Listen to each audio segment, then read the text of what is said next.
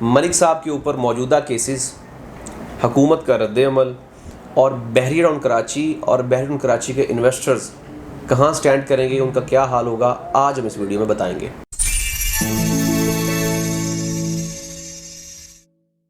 अस्सलाम वालेकुम जी, कैसे हम सब लोग खरीद से। मैं हूं मुनीर अहमद सिरात रियल एस्टेट बिल्डर के प्लेटफॉर्म से। एक बहुत ही अहम टॉपिक और बहुत ही अहम मुद्दा हम डिस्कस करने वाले हैं। बहुत सारे हमारे क्लाइंट्स जो कि हमारे इन्वेस्टर्स हैं, जिन्होंने हमारे थ्रू प्रॉपर्टीज़ परचेज़ की या हमारे थ्रू प्रॉपर्टी सेल की या हमारे साथ किसी भी तरीके से वाबस्ता हैं, कॉन्टैक्ट में हैं,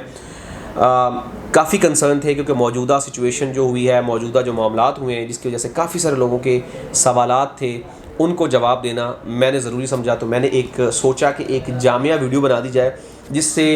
आप समझ सकें कि मौजूदा जो सिचुएशन है वो किस तरफ जा रही है और उससे क्या फ़ायदा और क्या नुकसान दिखने को नज़र आएगा। मैं एक आपको कहावत सुनाता हूँ, वो मैं समझता हूँ कि इस पूरी वीडियो को एक्सप्लेन करने के लिए बहुत ज़रूरी होगी। एक बादशाह था, वो बहुत ज़्यादा समझदार, बहुत ज़्यादा अक्लमंद था, लेकिन उसके साथ साथ वो बहुत ज़्यादा जालिम और बहुत ज़्यादा आप कह सकते हैं कि बुराई करने वाला बंदा था, जिसमें दुनिया जहान की तमाम बुराइयां थी। वो कुछ टाइम तक उसने अपना जो निज़ाम है वो बहुत अच्छे तरीके से मैनेज किया, लेकिन एक टाइम आया कि उसने अपने ख़जाने के दरवाज़े अपनी अयाशियों के लिए खोल दिए। एक वक्त आया कि उसका ख़जाना जो है वो खाली होने को आया और वो रात को सोते हुए वो बहुत परेशान हुआ। उसने सोचा कि क्यों ना आवाम के ऊपर मज़ीद टैक्स लगा दिया जाए और पैसे मज़ीद खींचे जाएँ। अब जब उसने ये सोचा तो उसने सुबह उठते साथ ही अपना दरबार लगाया और दरबार लगाते उसने ये ऑर्डर कर दिया कि पूरी हुकूमत के ऊपर जो टैक्स है उसकी शरह को 4 गुना या 5 गुना या 10 गुना बढ़ा दिया जाए और टैक्स वसूल किया जाए। अब ज़ाहिरी बात है, बादशाह का हुक्म था, कोई आगे उसके जो है वो चू नहीं कर सकता था। वो हुक्म जो है पास हुआ, उसके वज़ीरों ने आगे वो ऑर्डर कर दिया और लोगों ने जो है वो टैक्स वसूल करना या नोटिस देना शुरू कर दिया, जिसकी वजह से लोगों ने बड़ा जो है वो शोर शराबा किया और बहुत ज़्यादा लोग जो है वो आपे से बाहर हुए और काफ़ी जो है वो माहौल गर्मा गर्मी में चला गया। वज़ीर ने बादशाह को मशवरा दिया कि आलिजा, अगर हम ये टैक्स लगाएंगे तो हमारी आवाम में इंतशार पैदा होगा और ये बागी हो जाएगी और हमारे लिए नुकसानदेह होगा। बादशाह ने कहा कि मेरे पास इसका हल मौजूद है, तुम परेशान ना हो।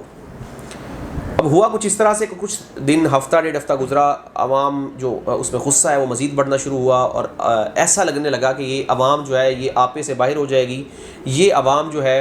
ये लोगों से कंट्रोल में नहीं होगी। बादशाह ने कुछ रात को चंद सिपाही भेजे और अपनी बादशाही के कुछ कोनों में जाके उसने 3 से 4 लोगों को पकड़ा और उनकी गर्दनें उड़ा के वहाँ पे लटका दी और ऐसी जगह पे लटकाई, ऐसे चौराहे पे लटकाई जहाँ पे लोगों का आमदो रफ्ता, जहाँ पे गुज़र था। और उसी बंदे ने, जिन लोगों ने गर्दनें काटी थी, जो बादशाह के सिपाही थे, उन्होंने वही बात आके पूरे बादशाहत में फैला दी कि वहाँ पे कुछ डकैत आए हैं, कुछ चोर आए हैं जो कि जुल्म कर रहे हैं और लोगों की गर्दनें काट रहे हैं और लोगों से पैसा भी छीन रहे हैं। लिहाजा ये एक बहुत बड़ा अलमिया है, तो हुकूमत को चाहिए कि इसके ऊपर गौर करे। अब ये बात जंगल में आग की तरह फैलना शुरू हो गई और हर बंदा डिस्टर्ब हो गया, हर बंदा परेशान हो गया। उनको वो टैक्स वाली बात भूल गई कि हमने जो पेमेंट ज़्यादा देनी है वो देनी है नहीं देनी है, उनको फ़िक्र पड़ गई अपनी जान की। अब जब अपनी जान की फ़िक्र पड़ी तो हर बंदा बजाय टैक्स का इशू लेके जाने के लिए बादशाह के पास ये मामला लेके जाने लगा कि भाई ये जो डकैत या चोर या जो डाकू फिर रहे हैं इनके ऊपर काम किया जाए। बादशाह ने अपनी पूरी फ़ौजें निकाली और उसने घुमाना शुरू कर दी कि मैं कर लूँगा, ये हो गया, वो हो गया। उसने एक माहौल ऐसा क्रिएट कर दिया, ऐसा वहशत वाला और डर वाला, कि लोगों को जो टैक्स वाली बात है वो भूल गई और लोगों ने अपना सारा मामला फोकस जो है वो उसके ऊपर कर दिया। 10 दिन 15 दिन ये मामला चले, लोगों ने टैक्स देना शुरू कर दिया, लोग रूटीन में आ गए और वो बात आहिस्ता आहिस्ता दबनी शुरू हुई। बादशाह ने ये किया कि कुछ दिनों के बाद उसने कुछ 4-5 बंदे मारे, फिर आहिस्ता कम करते करते करते उसने ना कुछ बंदे ला के मार के फेंक दिए जिनकी शनाख्त ना हो सके और कह दिया कि वो डकैत हमने पकड़ लिए, लिहाजा मामला ख़त्म हो गया। अब जब दिन, ज़ाहिरी बात, इतने सारे गुजर गए तो लोगों को टैक्स भी पुराना फील होना शुरू हो गया कि जो टैक्स हमने पे किया है वो इतना ज़्यादा टैक्स नहीं, रूटीन का मामला आता है, हम इसको पे करते जाते हैं। और बादशाह का ख़जाना भी फुल होना शुरू हो गया और बादशाह की इनकम भी बढ़ गई और मामलात भी स्मूथ चलते रहे। अब ये कहावत आपने याद रखनी है, ये पूरी वीडियो में आपकी रहनुमाई करेगी कि जो मैं बात करना चाह रहा हूँ, जो मैं मैसेज देना चाहता हूँ वो क्या है। बहरिया टाउन कराची के मामलात और जो हुकूमत के मामलात हैं और जो मौजूदा इन्वेस्टर की मामलात हैं, ये इस पूरी जो मैंने आपको कहावत बताई है इसमें पूरी तरह से फिट होते हैं। अब सूरत हाल ये है कि ये मामलात अभी रिसेंटली हम सब लोग जानते हैं कि बहरिया के ऊपर एक डॉन न्यूज़ में एक आर्टिकल छपा जिसमें बहरिया टाउन कराची को बड़ा बुरा भला कहा गया। बहरिया टाउन के ऊपर काफ़ी सारे इल्ज़ामात लगाए गए और काफ़ी सारी चीज़ें बढ़ा चढ़ा के बयान की, जिसके ऊपर बहरिया की जो रिहायशी थे या बहरिया की जो कम्यूनिटी है उसने बड़ा पुरजोर एहतजाज किया। ये छोटी ईद से पहले की बात है, रमज़ान शरीफ की बात है, जब ये मामलात हुए। जो लोग नहीं समझते उनको बताने के लिए मैं रेफरेंस दे रहा हूँ कि उस दिनों में काफ़ी ज़्यादा चर्चा हुआ कि जो डॉन न्यूज़ है उसने मतलब बहुतान लगाया और ये मामलात सारे। अब ये मामला वहाँ से बेसिकली शुरू होता है, लेकिन उससे पहले अगर हम बहुत पीछे जाएँ तो वो पीछे मामलात और हैं जो वीडियो बहुत लंबी कर देंगे। अब हम यहाँ से स्टार्ट करते तो ये मामला स्टार्ट हुए। अभी रिसेंटली मलिक साहब ने एक ट्वीट कर दिया कि मैं प्रेशराइज नहीं हूँगा, मैं अलकादिर ट्रस्ट वाले केस में जो है वादा माफ़ गवाह नहीं बनूंगा। खुले अल्फाज में मलिक साहब ने एक ट्वीट जारी कर दिया। अब जिसका रिएक्शन ये हुआ कि नैब ने छापा मारा पिंडी ऑफिस में, जो बहरिया का पिंडी ऑफिस है, और वहाँ पे छापा मार के वहाँ पे उन्होंने तोड़ फोड़ की और वहाँ से रिकॉर्ड लेने की कोशिश की जो अलकादिर ट्रस्ट के केस वाले, जो अलकादिर ट्रस्ट वाली लैंड है उसके हवाले से, लेकिन उनको ना मिला। उन्होंने 6 बंदों को गिरफ्तार किया और ले के चले गए। अगले दिन वो 6 बंदे रिहा होते हैं और उन 6 बंदे रिहा होने के बाद वेरी नेक्स्ट डे होता ये है कि बहरिया टाउन कराची में BTK2 को NOC मिल जाती है। दूसरा ये कि बहरी टाउन पेशावर में काफ़ी सारी लैंड बहरिया की एक्वायर हो जाती है, क्योंकि इससे पहले हम सब लोग जानते हैं कि बहरी टाउन पेशावर में लैंड के मामलात काफ़ी थे, जिसकी वजह से इन्वेस्टर्स को काफ़ी नुकसान हुआ। अब कुछ मैं पॉइंट्स बताऊँगा, वो पॉइंट्स आपने सुनते जाना है और उनको रियलाइज़ करते जाना है, और एट दी एंड मैं आपको फाइनल बता दूंगा कि आप जो मैंने आपको शुरू में एक स्टोरी बताई है उसको आपने उसमें फिट करना है और आपको इंशाल्लाह आपके सवालों के जवाब मिल जाएंगे। अब इस केस पूरे को हम 2 हिस्सों में डिवाइड करेंगे,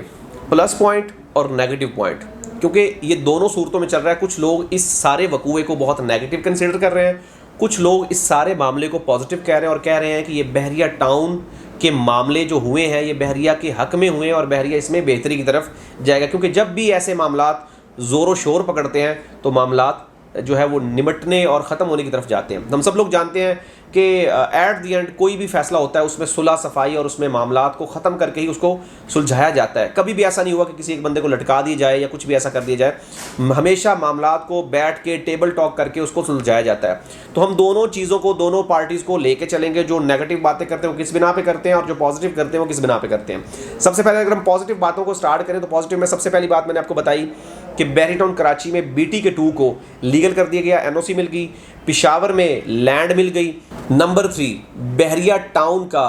दुबई में जो एक सीवरेज का एग्रीमेंट हुआ, हम सब लोग जानते हैं, जो लोग समझते हैं उनको आइडिया होगा, वरना मैं इसके बारे में थोड़ा सा आपको बताता हूँ कि बहरिया टाउन कराची की जो एक बहुत बड़ी कामयाबी हुई कि हम सब लोग जानते हैं कि पिछले दिनों जो बारिशें हुई उसकी वजह से UAE में पानी जो है उसने बहुत ज़्यादा तबाही मचाई और बहुत ज़्यादा नुकसानात हुए, जिसकी बिना पर मलिक साहब से भी खिदमात के लिए उनको ऑफ़र कराई गई कि आप बहरिया टाउन कराची में जिस तरह से आपने एक अच्छा निज़ाम बनाया या बहरी टाउन के दूसरे प्रोजेक्ट्स में बनाया, तो दुबई में भी सेम सीवरेज का निज़ाम बनाया और इसको प्रोसीड करें। तो ये एक बहुत बड़ी खबर है जो अभी तक डिक्लेयर नहीं हुई है, लेकिन ऑफ द रिकॉर्ड ये कि इंशाल्लाह अगर ये मिलता है तो ये भी बहरिया टाउन के लिए एक बहुत बड़ा संगे मील होगा, क्योंकि बहरिया टाउन पाकिस्तान के बाहर भी ऑलरेडी जो है वो अपना एक नाम रखता है, मकाम रखता है, लेकिन काम के हवाले से इनका बहुत बड़ा एक मेगा प्रोजेक्ट होगा। अगली बात जो बहुत अहम है, हम सब लोग जानते हैं कि जरदारी साहब एक निजी दौरे के ऊपर बाहर गए हुए हैं और सुनने में ये आ रहा है कि उनका मलिक साहब के साथ एक मीटिंग हुई है जिसमें काफ़ी सारे मामला डिस्कस हुए हैं और वो मामला डेफिनेटली अच्छाई और मामला को सुलझाने के लिए हुए। हम सब लोग जानते हैं कि मलिक साहब की जरदारी साहब के साथ बहुत अच्छी दोस्ती है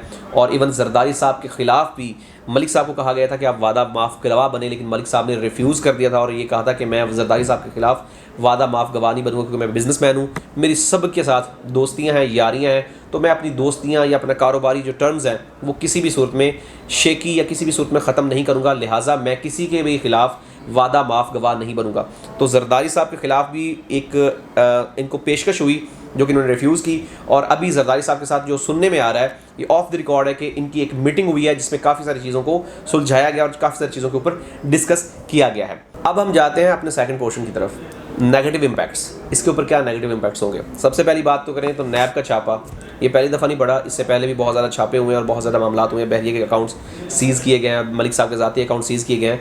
लेकिन ये थोड़ा बड़ी नौयत का था जिसको पूरी कवरेज मिली है, पूरी सोशल मीडिया के ऊपर इसको कवरेज मिली है, बहुत सारे न्यूज़ चैनल्स ने इसको ब्रॉडकास्ट किया है, बहुत सारे न्यूज़ चैनल इसको चलाया, क्योंकि उससे पहले जितने भी मामला हुए हैं उसको किसी भी न्यूज़ चैनल के ऊपर नहीं चलाया गया। तो ये एक बड़ा इम्पैक्ट था, एक नेगेटिव इम्पैक्ट था, लोग परेशान हुए, लोगों को क्या लगा कि यार कहीं ऐसा तो नहीं है कि मलिक साहब से बहरिया टाउन कराची लिया जा रहा है और ये मामला सारे ख़राब किए जा रहे हैं, क्योंकि बहुत सारे न्यूज़ चैनल्स ने इसको ब्रॉडकास्ट किया। दूसरी बात, एक लिस्ट जारी हुई जिसके ऊपर तकरीबन 17 से 18 सहाफ़ियों के नाम थे, जो कि आप कह सकते हैं कि बहरिया ने इसको रिफ्यूज़ कर दिया कि ये हमारी लिस्ट नहीं है, लेकिन उसमें जो डिटेल्स थी वो काफ़ी हद तक ऐसी थी कि जो कि बंदे को सोचने पे मजबूर कर दें कि ये क्यों की गई हैं। अब इसको कड़ी जो मैच होती है वो ये होती है कि इस दफ़ा जब ब्रॉडकास्टिंग हुई तो इसकी वजह से ये वाली लिस्ट जो है वो लीक की गई।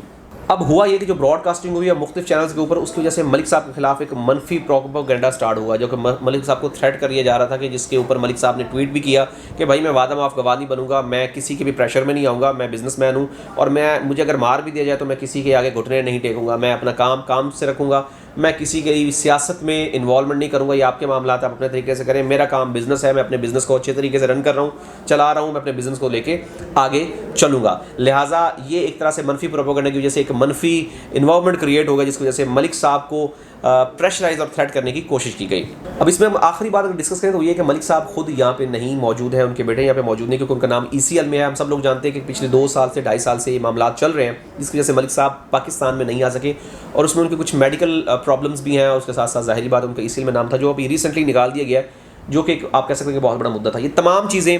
पॉजिटिव और नेगेटिव मैंने आपके साथ डिस्कस की हैं। अब हम आते हैं अपनी एक्चुअल वीडियो की तरफ। ये मैंने आपको सरसरी इसलिए बताया है ताकि हमारी वीडियो बहुत ज़्यादा लेंथी ना हो, आप बोर ना हो और आपका टाइम ज़ाया ना हो। मैंने आपको बुलेट्स लाइन बता दी। अब हम आते हैं अपने पहले पॉइंट की तरफ, कि एक बादशाह वाली जो मैंने कहावत सुनाई थी। अब इस सारे मुद्दे में अगर हम फिट करें तो आपका इन्वेस्टर सिक्योर है, आपका मलिक सिक्योर है, आपका मुल्क सिक्योर है, सब सिक्योर है। बेसिकली घुमाया जा रहा है और घुमा के आपका माइंड डाइवर्ट किया जा रहा है कि आपका फोकस हटा के दूसरी साइड पे किया जा रहा है, ताकि फोकस आपका दूसरी साइड पे और चीज़ें आपकी स्मूथ हो जाएं। हमारे जितने भी मामलात हैं, जितने भी इश्यूज़ हैं, जितने भी हम चीज़ों को डिस्कस करें, इस वक्त अगर हम बात करें खाली एक प्रोजेक्ट को अगर लेके बात करें, मलिक साहब को अगर कहा जाता है कि डिफ़ॉल्ट हो जाएंगे, 460 रुपये की अमाउंट पे नहीं करेंगे, ये वादा माफ़ गवाह नहीं बनेंगे, या जो भी होगा, या व्हाट्सएवर 190 मिलियन पाउंड वाला कार ट्रस्ट वाले इशूज़, तो ये सारे मामलात भी अगर हम देखे जाएँ तो मलिक साहब के पास इतनी होल्डिंग है कि वो सारे मामलात की भी फंडिंग कर दें या मामलात कर दें, तो उसके बावजूद भी इनके पास ह्यूज प्रॉपर्टीज़ मौजूद हैं। अगर हम बात करें BTK2 सारा बिकने वाला पड़ा है, पेशावर इनका सारा बिकने वाला पड़ा है, बहरिया टाउन कराची में इनके पास थाउजेंड्स ऑफ कमर्शियल्स पड़े हैं, लाहौर में, पिंडी में इनके पास बेतहाशा प्रॉपर्टीज़ पड़ी हैं और कभी भी अपनी प्रॉपर्टीज़ को ज़ाया नहीं करेंगे। इन केस अल्लाह ना करे, मैंने आपको पहली वीडियो में बताया, मैंने पहली भी वीडियो इसके ऊपर डिस्कस की है कि अगर इन केस खुदा ना खास्ता मलिक साहब को ये कह दिया जाता है कि हम आपसे बहरिया टाउन कराची या बहरिया टाउन लाहौर या कोई भी व्हाट्सएवर या बहरिया टाउन प्राइवेट लिमिटेड ले रहे हैं और ये हम किसी भी प्राइवेट या गवर्नमेंट सोसाइटी के अंडर लेके जा रहे हैं, तो आपका इन्वेस्टर सिक्योर है। सबसे पहली बात तो ये है कि मैं आपको एक बात बताऊं कि किसी भी सूरत हाल में ऐसा हरगिज़ नहीं होगा कि ये बहरिया टाउन के ऊपर बुलडोज़र चला दिया और इसके जितने मकान हैं, जितने घर हैं, जितनी कमर्शियल बिल्डिंग है, इसको ख़त्म कर दिया जाए। कभी भी ऐसा नहीं होगा। मैक्सिमम क्या होगा, आपकी जो टॉप मैनेजमेंट है वो चेंज होगी और नई मैनेजमेंट आके बैठ जाएगी, खुदा न खास्ता, जो पॉसिबल नहीं है। मैं अगेन कह रहा हूँ जो पॉसिबल नहीं है, लेकिन अगर ऐसा होता भी है तो ऐसा होगा। इन्वेस्टर किसी भी सूरत में इनसिक्योर या वो गैर महफूज नहीं है, इन्वेस्टर हर लिहाज में महफूज है। अब दूसरा सवाल, ये सारे मामलात जो भी चल रहे हैं, इसके बावजूद भी मलिक साहब सिक्योर हैं। मलिक साहब एक मंझे हुए, समझदार और एक प्योर बिजनेसमैन आदमी है, जिनके पास वो तमाम पत्ते हैं, जो वो खेलेंगे तो वो कुछ भी कर सकते हैं। हालांकि बहरिया टाउन ने इसको रिफ्यूज़ कर दिया है, लेकिन इस लिस्ट की वजह से बहुत लोगों के कान खड़े हो गए कि उनको ये लगा कि यार कितनी लिस्टें मलिक साहब के पास होंगी अगर वो अपनी एक्चुअल लिस्टें इशू कर दें। मलिक साहब बहुत स्ट्रॉन्ग और बहुत ही ज़्यादा आप कह सकते हैं कि कॉम्पिटेंट आदमी, और उनका जो एक ट्वीट चला है और उनकी एक वीडियो मैसेज चला, इसमें उन्होंने कहा है कि मेरे पास सब चीज़ें मौजूद हैं और मैंने रिकॉर्ड करके रखी हैं। कोई बंदा भी अपनी मेहनत से और अपनी मुश्किल वक्त से कमाई हुई पैसे को ऐसे ज़ाया नहीं होने देगा। लिहाजा कोई कहीं नहीं जाएगा, अखीर सेटलमेंट होनी है और मामलात सारे रिजॉल्व होने हैं। आज नहीं तो कल तमाम मामलात लेवल होंगे और तमाम मामलात ऐसे होंगे और वैसे ही होंगे जैसे कि पहले थे, और इंशाल्लाह वैसे ही चलेंगे जैसे कि अल्लाह ने चाहा। तो लिहाजा घबराने की, टेंशन लेने की ज़रूरत नहीं है, मामलात स्मूथ रहेंगे। मज़ीद इन्फॉर्मेशन, मज़ीद हेल्प या किसी किस्म की गाइडलाइन के लिए हमारे दिए नंबर्स पर रब्ता करें। हमारा यूट्यूब चैनल ज़रूर सब्सक्राइब करें ताकि लेटेस्ट न्यूज़ अपडेट्स आप तक पहुँचते रहें। मिलते हैं कि नई वीडियो के साथ। अल्लाह हाफ़िज़।